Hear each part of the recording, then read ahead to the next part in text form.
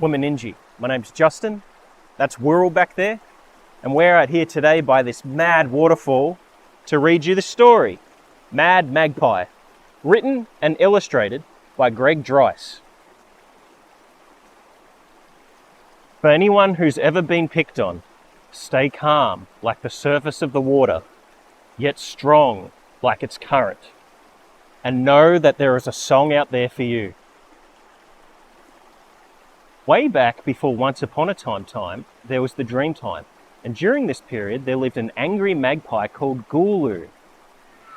Gulu was so angry that he would swoop down and peck the other animals on their heads. Attack! When the elders asked Gulu why he was always mungerable, he said he was angry because the butcher birds teased him. Gulu believed that if he was tough and angry, the butcher birds would leave him alone. The elders told Gulu that being tough and angry would not solve his problem. Look at the river. It rages through the mountains and over the waterfalls, but then it calms down. So can you, said old Dinwa, the emu. The butcher birds act tough because they're in a group. They think it's funny to see you get angry.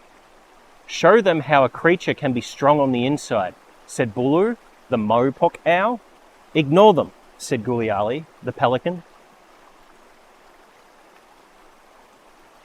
The next time the butcher birds saw Gulu, they called out, "How come you're so slow? Why are you so ugly?"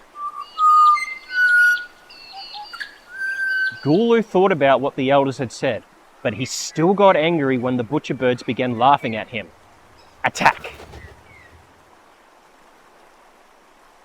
That didn't work, he yelled at the elders. It was a good start, they replied. Stay calm like the water, said Murray, the white cockatoo.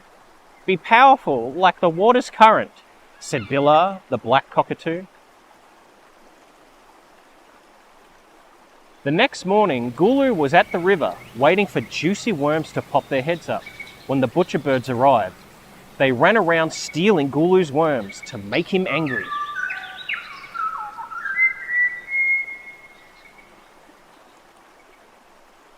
Gulu remembered the elders' wise words, and he tried to ignore the naughty birds. He even flew into the other side of the river, but they followed him. When Gulu told them to go away, they just laughed.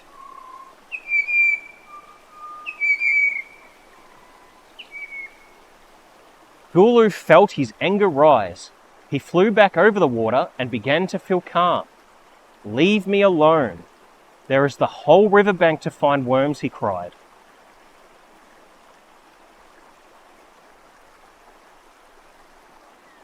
Gulu returned to the riverbank to eat some worms, but then he started to sing.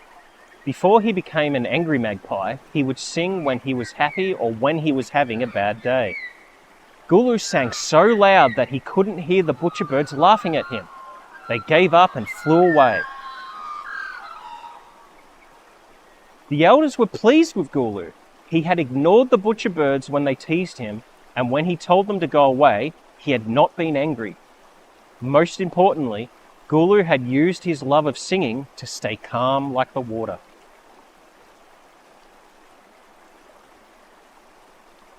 After that day, the butcher birds stopped teasing and laughing at Gulu. He had shown all the creatures that you could stand alone and be strong. Thanks to Gulu, the animal community became a happy place once again. In time, even the butcher birds discovered a love of singing.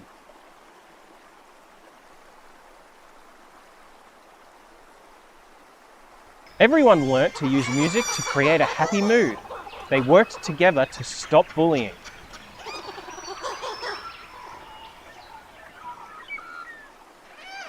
Sing, dance, laugh, love.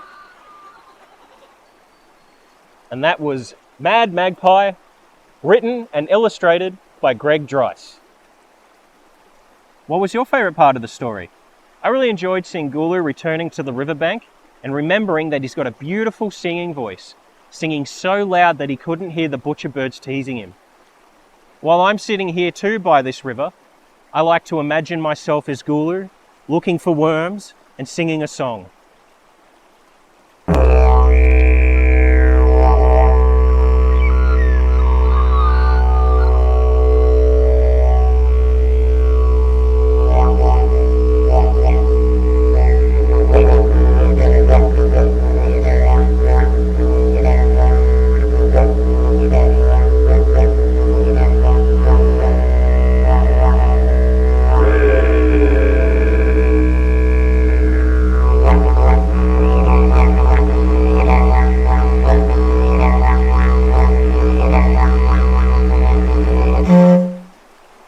for coming out here on country and listening to this story with me and Wooyal.